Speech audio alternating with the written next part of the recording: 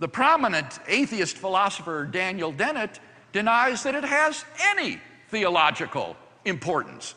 Dennett agrees that the universe has a cause, but he thinks that the cause of the universe is itself.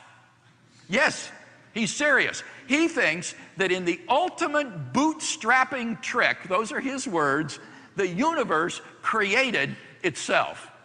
Now, somebody needs to say that the emperor is wearing no clothes. Dennett's view is patent nonsense. Notice, he's not saying that the universe is self-caused in the sense that it is eternal and beginningless. No. He's saying that at some point in the finite past, the universe brought itself into existence. But this is clearly impossible, for in order to create itself, the universe would have to already exist. It would have to exist before it existed, which is a self-contradiction. So that Dennett's view is patent nonsense. It is logically incoherent. The cause of the universe must therefore be a transcendent cause beyond the universe.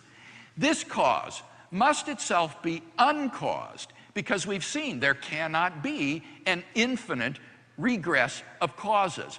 It is therefore the first uncaused cause. What properties, then, must this first uncaused cause of the universe possess?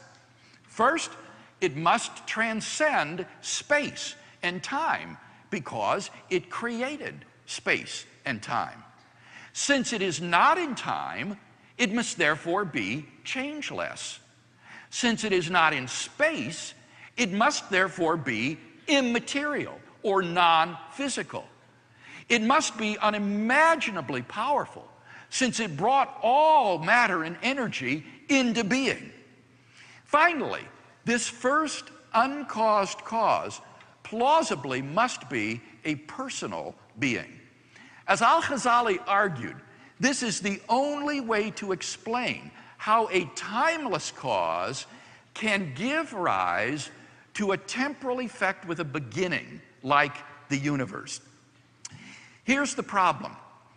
If a cause is sufficient to produce its effect, then if the cause is there, the effect must be there as well.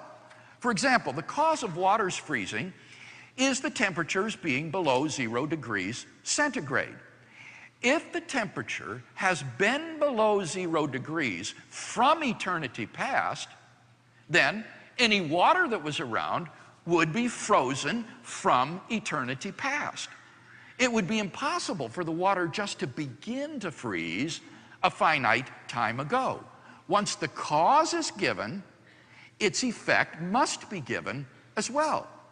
Now, the cause of the universe never began to exist, since it is timeless.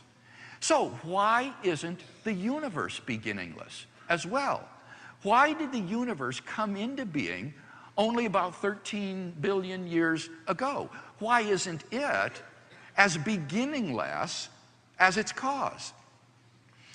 Al-Ghazali maintained that the only answer to this problem is that the cause must be a personal being who has freedom of the will. His creating the universe is a free act of the will, independent of any prior conditions. And thus his creating of the universe can be something spontaneous and new. So the effect can exist, or pardon me, the cause can exist eternally, but a finite time ago freely will to create a new effect and bring the universe into being. And thus we are brought not merely to a transcendent cause of the universe, but to its personal creator. Al-Ghazali's argument thus gives us, I think, good grounds for believing in the existence of a beginningless, uncaused, timeless, spaceless, changeless, immaterial, enormously powerful, personal creator of the universe.